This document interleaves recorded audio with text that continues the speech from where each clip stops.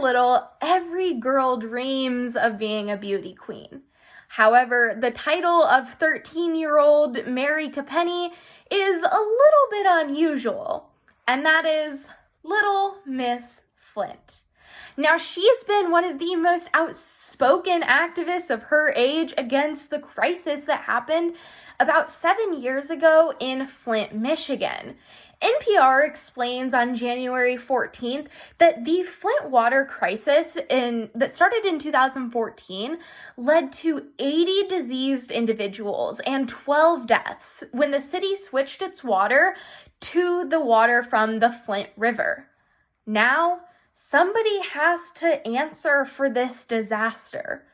So when we are asked the question today, the former Michigan governor is charged in Flint Water Crisis. Is conviction a long shot? The answer is no. And this is for 3 specific reasons. Number 1 is going to be the mild nature of Rick Snyder's charges. 2 is a more in-depth investigation being done in the past couple years. Lastly, conviction sets a precedent for environmental racism cases in the future. So moving right in, we have to consider former Governor Rick Snyder's charges. There are 8 officials that have racked up over 40 charges in the Flint Water Crisis case. However, former Governor Rick Snyder is facing relatively mild action.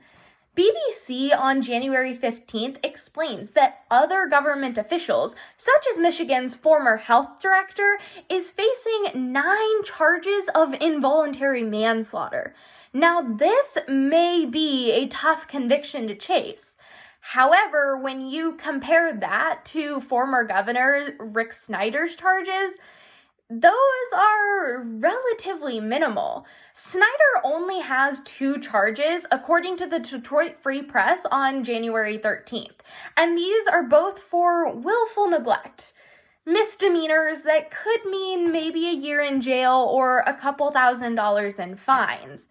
So when we're taking a look at this case as opposed to some of the other government officials' charges, the one for the former governor may actually be a relatively easy conviction for the justice system to chase.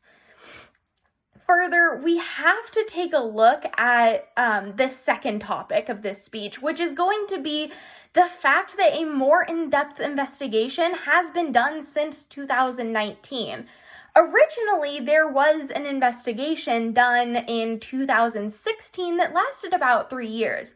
However, the Michigan Attorney General made a statement on January 14th that explains that the original investigation done over the Flint Water Crisis was completed by a private, for-profit group. It was later on deemed that all available evidence hadn't been pursued.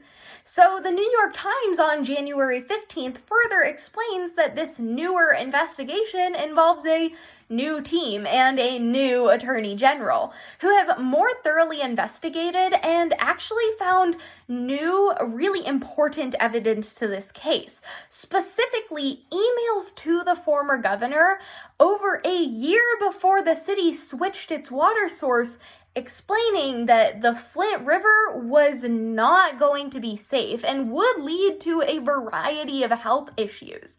So now that we know that the governor knew, over a year before that switch was made, this new evidence could mean everything to the case and makes it a lot easier for the governor to possibly see a conviction in the near future.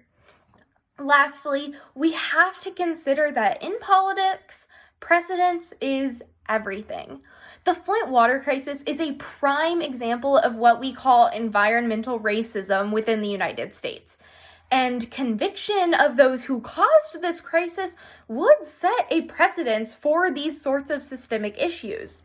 NPR on January 14th explains that Flint, Michigan is a town that is primarily African American, and the Solicitor General made a statement saying that the entire city was victimized by the negligence and indifference of those who were in power. Furthermore, a September 2016 article from the International Journal of Environmental Research and Public Health raises the question of, if Flint, Michigan had been full of rich, white, affluent individuals, would this crisis have happened? And would this crisis have happened to the extent that it actually did? Now, that's not up to me to answer. But by convicting the man who was in charge of the state at the time, it would show that the United States should no longer work to minimize the plights of Black communities.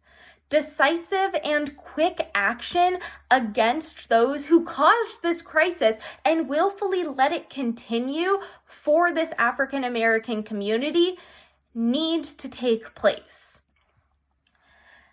So, when we're asked the question, former Michigan governor is charged in the Flint Water Crisis, is conviction a long shot? The answer is no. And this was for 3 reasons. One being the mild nature of Governor Rick Snyder's charges. And then we had to pair that along with this more in-depth investigation that's been done within the past couple of years. Lastly, we have to look at the precedents that this sets, especially for environmental racism cases in the United States.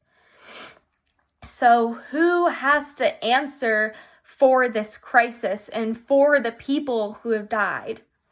Little Miss Flint would say that they deserve justice, and I couldn't agree more. So in this case, somebody has to answer. And if that means conviction, then that's what should happen in the United States.